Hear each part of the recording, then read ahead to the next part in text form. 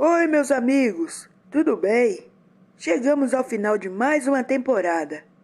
E o tema do último episódio, escolhas. O nosso verso para memorizar está no livro de 1 Coríntios, capítulo 6, o versículo 18 e 20. Fuge da impureza.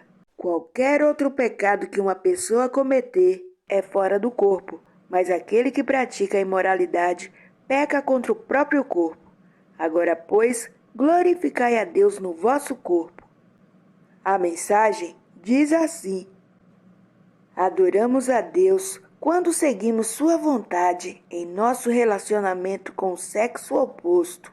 Esses aqui são os nossos aniversariantes: Johanna, Laine, Gustavo, Israel, Arthur, Humberto, Luísa e Victor.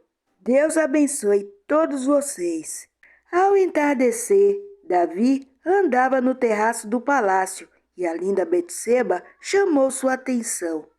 Quem é aquela linda mulher? Ela é Betseba, a mulher de Urias. Tragam-na ao palácio. Davi era o homem mais poderoso de Israel.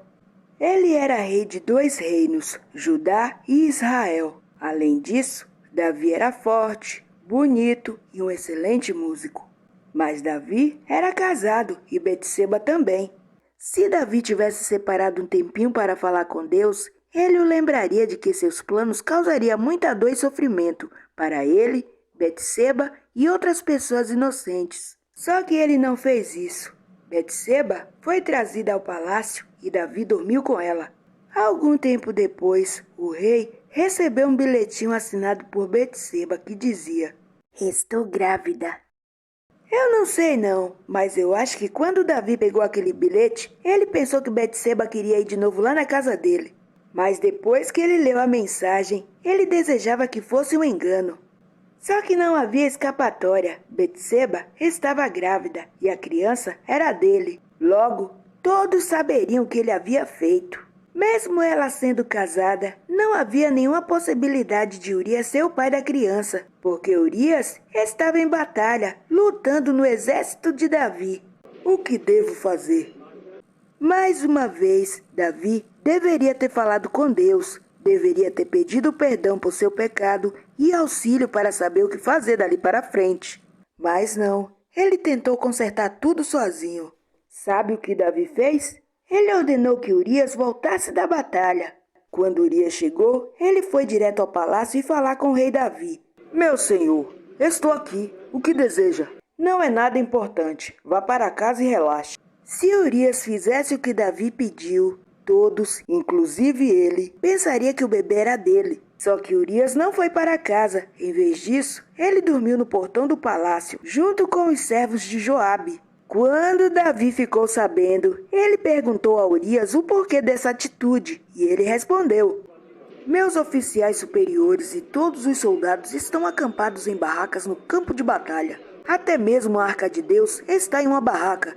Não seria justo eu desfrutar do conforto do meu lar e da companhia da minha esposa, enquanto nosso povo está na guerra. Quando Urias disse isso, o coração de Davi quase parou. Se livrar de toda aquela confusão estava mais difícil do que ele imaginava. Urias era fiel e dedicado a ambos, a Deus e a seus companheiros. E isso fez Davi sentir-se mal. Mas Davi não desistiu. Aí, tentou novamente convencer Urias, e até mesmo levando Urias a embriagar-se. Só que o plano de Davi em deixar Urias embriagado não funcionou. Meus amigos, o rei Davi teria que inventar alguma outra coisa. Aí, Davi pensou em uma coisa muito horrível. Davi concluiu que a única solução para o seu problema seria fazer com que Urias morresse na guerra. Aí, sabe o que foi que o rei Davi fez? Ele escreveu uma carta. E essa carta seria entregue a Joabe, explicando exatamente como fazer isso. Joabe, preciso que você coloque Urias na linha de frente da batalha. Ele precisa estar morto no final do dia. Espero que agora dê certo. Sabe de uma coisa, meus amigos? O que me deixa mais triste é que Urias que levou aquela carta. E se ele não fosse leal ao rei, ele abria a carta e via o conteúdo. Só que ele não fez isso. Joabe fez o que o rei Davi ordenou e Urias foi morto em batalha juntamente com outros soldados. Betseba ficou muito triste quando soube da morte do seu marido. Aí, depois que terminou o período do luto, Davi trouxe Betseba para o palácio para ser sua esposa. Davi, coitado, pensou que a confusão havia terminado, mas Deus o amava muito para deixar as coisas como estavam. Se Davi continuasse como estava, ele ficaria afastado de Deus cada vez mais. Aí, em um belo dia, Deus enviou o profeta Natã para confrontar Davi com o pecado que ele havia cometido. Quando o profeta Natã chegou ao palácio, ele contou para o rei uma parábola que apontava seu grande pecado. Eu sei, eu pequei contra Deus. Fique tranquilo, rei Davi. O Senhor já perdoou você, mas o seu filho morrerá. Embora o rei Davi tivesse sido perdoado, não era possível evitar toda a dor e a perda que viria. Logo depois da visita do profeta Natã, o filho de Davi ficou muito doente. Davi jejuou e suplicou que Deus poupasse a vida do menino, mas a criança morreu. E com a morte da criança, Davi compreendeu a gravidade do seu pecado. Aí, algum tempo depois, Deus abençoou Davi e Betseba com outro filho. Esse filho era muito especial, o nome dele, Salomão, aquele que seria o homem mais sábio do mundo.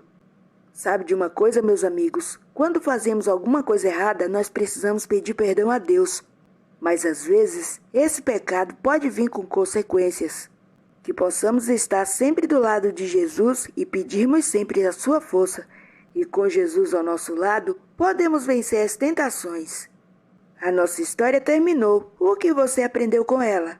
Coloque em nossas redes sociais o seu comentário que a gente vai ler.